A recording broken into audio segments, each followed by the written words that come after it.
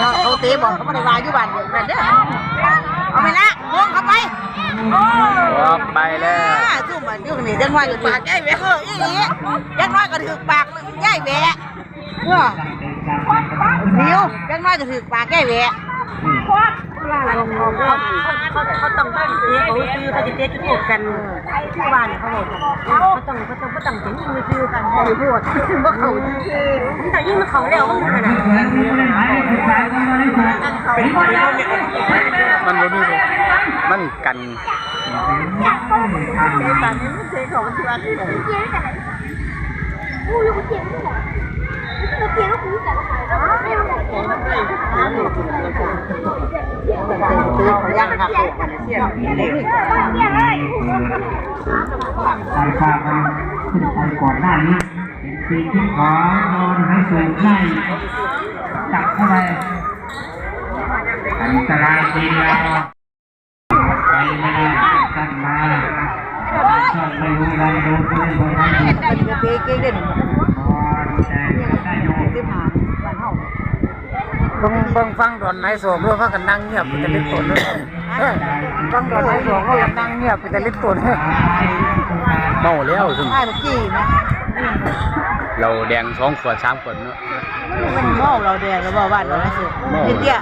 เมาแล้วบ่เมาแล้วเราแดงไว้3 ขวดมันมีงบประมาณขึ้นไปตั้งกองสัญชาติขึ้นไปกันมาแล้วหมายเลขที่3ประกาศไม่บอกแล้วตัวเองว่าเขาจะเป็นวันเจ็ดผู้ใดหามันเมื่อกี้ว่ามันก็ดังแตกเด้อเก่งได้เมื่อกี้เอาน้ำเข้าไปกันเห็นบ่น้องเต้าเล่นดีพูดอ่ะน้องเต้าพูดอ่ะเล่นของพูดเดียวเล่นบ่อยเตี้ยพูดอ่ะไฟนอกจากไฟยิ่งกว่าไฟใส่ไอ้เตี้ยไฟยิ่งกว่าไฟใส่ดิผมบอกเลยคนมูแปดไม่ได้กินยูน้ำเขาเอาไว้ครับมูแปดอดเอาใส่ที่หัวหน้าหรือมาบอกอะไรมาอะไรเนี่ยใส่มันนวดเจ็บขึ้นล้างผู้เจ็บเขาหยุดเตะดอกครับเนาะเจ็บก็หยุดเตะดอกว่าจันเจ็บไปนอนอยู่อะไรตีวันนี้วันที่เตะจอด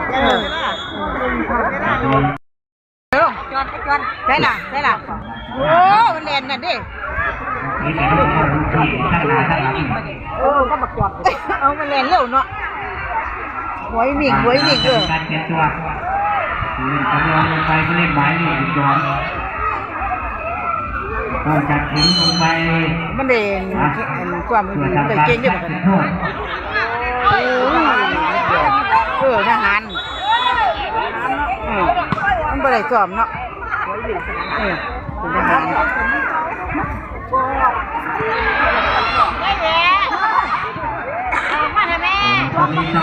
ยับเข้าไปยังไก่กระดอกกระเดี่ยว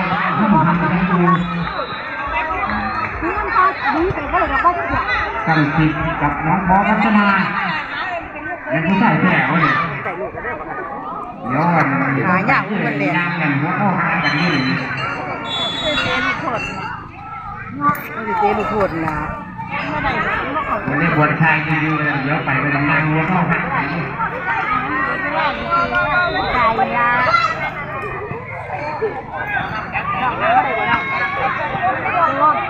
คนบ้านเดียวกันดีกันแห้งเขายังบอกอยู่โอ้ยอย่าว่าไม่ได้เขามีเข้ามาออมเ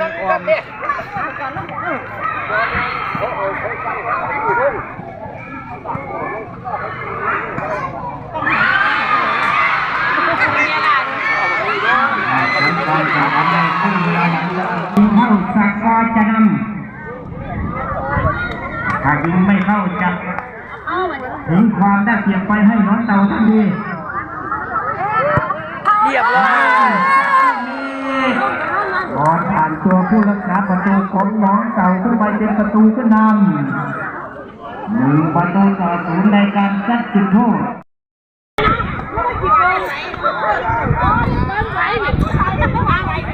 หมายเลข10ของน้องเต่าที่เยอะๆตีเสมอขึ้นมาเป็น1-1ที่2ของบอลหายโฉบ ซัดเข้าประตูจับนำขึ้นไปถ้าซัดไม่เข้าน้องเต่าจับคุมความได้เปรียบทันที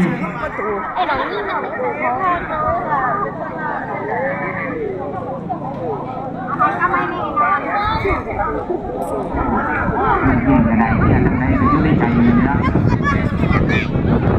ยุ่งในใจย่ำเดียวคนลุกอ่ะคนที่สองของดอนให้โจซัดเข้าประตูจะนำซัดไม่เข้าประตูก็จะยังเสมอกันอยู่ที่1 ประตูต่อ 1โอ้ซัดลูกนี้ไม่พลาดรับไม่ได้ผู้รักษาประตูของน้องเต่าความกดดันมาที่เป็นคนที่สองของน้องเต่าช่างโดดถ้าซัดเข้าประตูจะเสมอถ้าซัดไม่เข้าดอนหายโศกจะอุ้มความได้เปรียบทันทีช่างโดดนำมองมาตั้งที่ยอดยักษ์คนที่สองของน้องเต่าคนนี้ไม่พลาดประตูตามขึ้นมาเป็น2 ประตูต่อ 2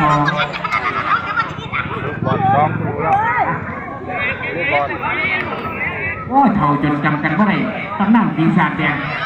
ต้องพิ้งมองให้สั่นเลยเท่าไร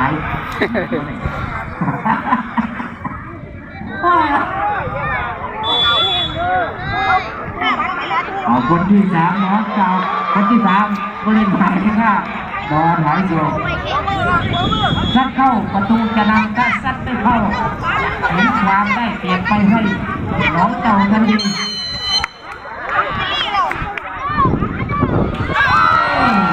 เรียบร้อย3 ประตูต่อ 2 4 ประตูต่อ 4ถ้าซัดไม่เข้าดอนหายอยู่ควรจับเต็มจับได้แล้วเสมอมาต้องต่อลมหายใจไปอีกข้างนั้นมีคนโอ้ยอันนี้อะไรก็เกิดขึ้นได้เสมอแก้มือตอนนี้ข้างละ5 คนยิงไปครบแล้วประตูยังเสมอกันอยู่ที่4 ประตูต่อ 4เราต้องมาตัดสินอีกกันอีกต่อไปครั้งละ1 คนดอนไฮโซต้องการประตูนี้เพื่อประตูนำกดดันไปที่น้องเต่า